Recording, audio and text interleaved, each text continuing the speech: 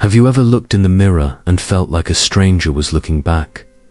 Not because your face changed, not because you're older or tired, but because something behind your eyes doesn't feel like you.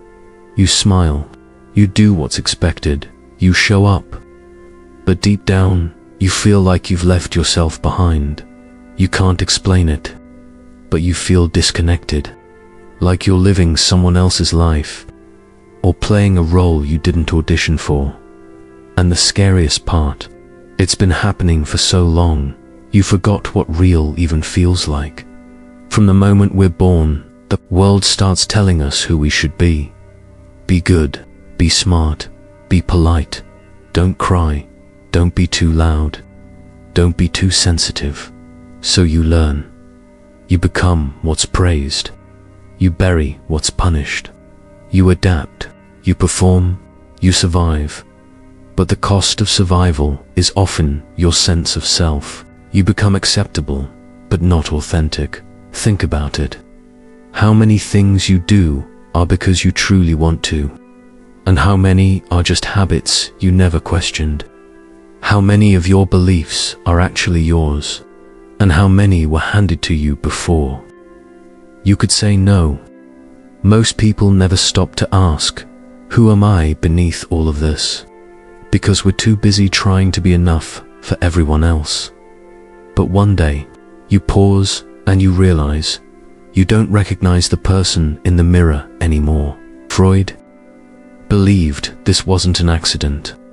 He believed this was the human condition, that we are not who we think we are. He called it the unconscious, a hidden part of the mind that stores every memory, emotion, an urge you weren't allowed to fully feel. Every time you held back tears, every time you said, I'm fine, when you weren't, every time you bit your tongue to stay safe, it went somewhere, and it's still there. The unconscious isn't some magical space. It's the real you, living beneath the mask. It's the part of you that remembers the pain, the shame, the fear, the longing. It's the part of you you were taught to silence because it wasn't convenient. It wasn't strong. It wasn't normal. But no matter how far you push it down, it doesn't disappear. It waits and it speaks. Through confusion, through anxiety, through a feeling of emptiness you can't quite name. It shows up as burnout, as numbness, as that moment when you're surrounded by people, but feel completely alone. You don't feel real because you've abandoned what's real inside you. Freud didn't say this to shame us. He said it to free us. He believed the mind is like a house, with many rooms. Most of us live in just one, the one that feels safe, the one we've decorated with who I'm supposed to be. But deep inside there are locked doors, rooms filled with memories we've buried, emotions we never processed, desires we weren't allowed to have.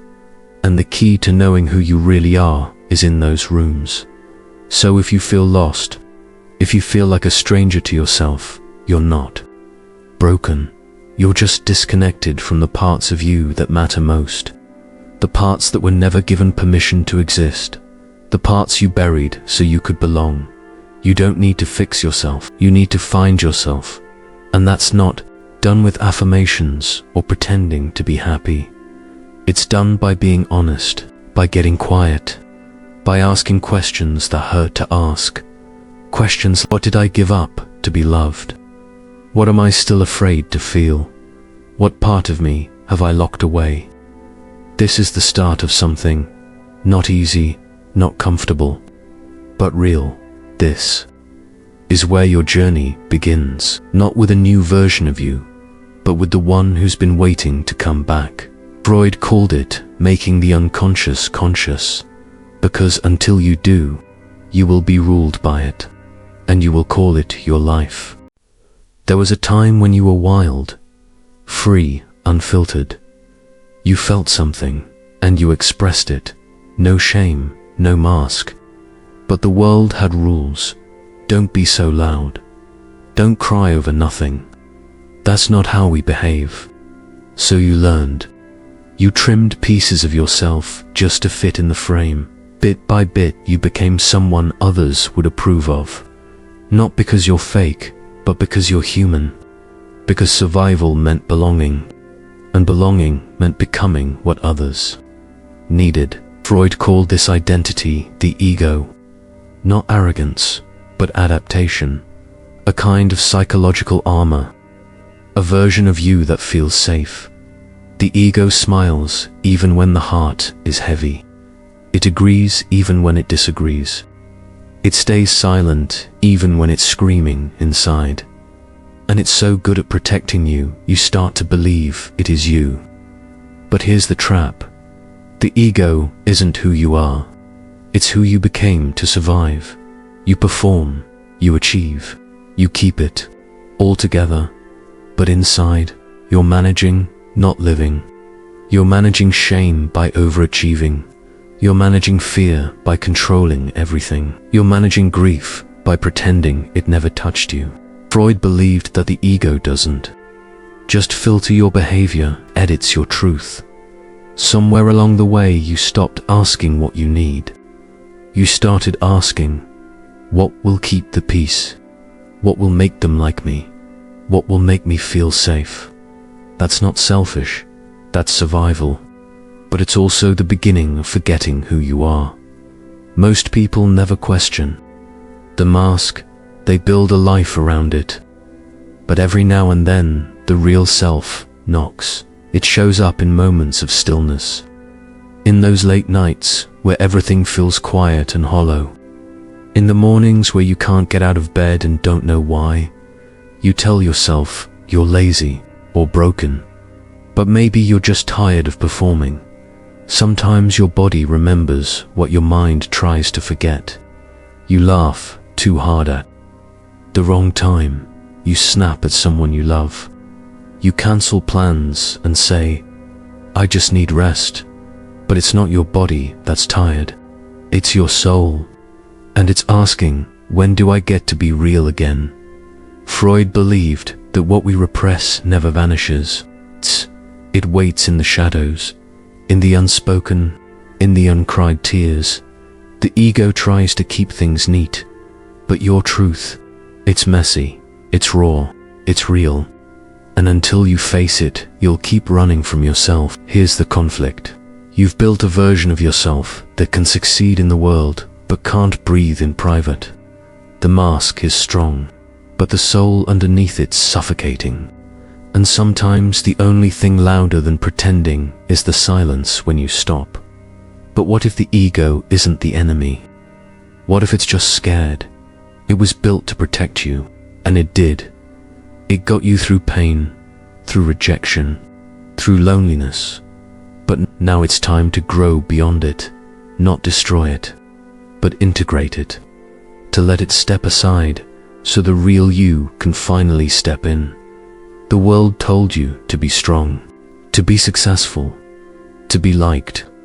But what if the bravest thing you could be is yourself? Even if that self is tender, emotional, wounded, healing, even if that self is still figuring it out. You are not the roles you play.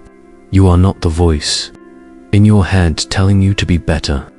You are the quiet awareness beneath all of it. And when you begin to listen to that voice, the one beneath the mask, that's when you'll remember who you were before the world told you who to be. You've done everything right. You've followed the plan, got the degree, built the career, made everyone proud.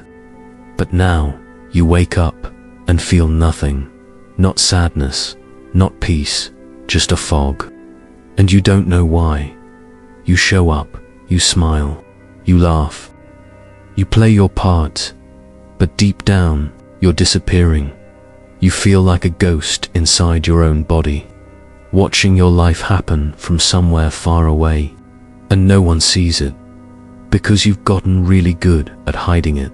Freud believed the mind can only hold back so much before it begins to break down. He called it the return of the repressed. All the emotions you stuffed away, they don't vanish. They wait, and when they've waited long enough, they leak. It happens in your temper, in your silence, in your restlessness at night. It shows up in panic attacks, in self-sabotage, in moments where you say, "Why did I just do that?" And the answer is simple and hard. Because a part of you is screaming to be seen. You reach a point where you can't tell if you're evolving or just falling apart. You say, "I don't even know who I am anymore." And maybe that's not a breakdown. Maybe that's the truth finally showing itself. You've been living someone else's story for so long. You forgot how yours even sounds. You stop replying. You cancel plans. You say, "I'm just tired." But it's not your body that's exhausted. It's your spirit, your soul, from carrying a version of yourself you no longer connect with. You're not lazy. You're not broken. You're just disoriented, trying to remember who you were before the pretending began. Anxiety isn't always the enemy. Sometimes it's a signal, a flare from the unconscious saying, "I'm still here. Please stop ignoring me." Freud believed the unconscious would never stop trying to return to the surface. It wants to be felt, even if it's messy, even if it's painful, even if it destroys the image you've carefully kept intact. You were taught to silence yourself before you even had the language to know what you were feeling. So you buried it, and buried it, and buried it, until your smile became a mask, your personality became a performance, and your silence became your prison. Sometimes healing doesn't look like breakthroughs. Sometimes it starts with the smallest act of truth, like saying, "I don't know who I am. I feel numb. I'm tired of performing." Those are not weaknesses. They are beginnings. The moment the mask starts to slip and you catch a glimpse of the person buried beneath, you are not lost. You are returning.